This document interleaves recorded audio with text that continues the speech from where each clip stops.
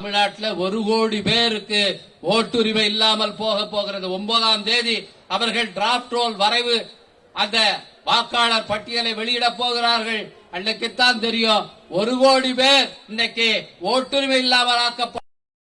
அதுல பெரும்பாலும் யார் இருப்பார்கள் என்றால் பட்டியல் சமூக மக்கள், எஸ்சி மக்கள் இருக்கும். பழங்குடி மக்களுடைய ஓட்டுகள் பறிபோகும். அதுபோல சிறுபான்மை மக்களுடைய ஓட்டுகள் பறிபோகும். புலம்பெயர்ந்து போய் வேலை செய்கிற புலம்பெயர்ந்த தொழிலாளர்களுடைய ஓட்டுகள் பறிபோகும். இன்னைக்கு ஃபார்ம் கொடுக்கிறா, அந்த ஃபார்ம்லயே 5% 6% பேருக்கு ஃபார்மே கொண்டு போய் கொடுக்க முடியல.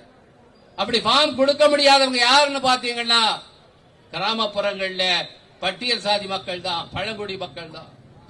இந்த ஃபார்மை திருப்பி வாங்கி பதிவேற்றம் செய்யும் போது ஒரு 10% பேர் அந்த பதிவேற்றம் செய்ய முடியாமல் போகும். அவனுக்கெல்லாம் நோட்டீஸ் வரும். அந்த 15% பேர் இப்படி விடுபட போகிறவர்கள்.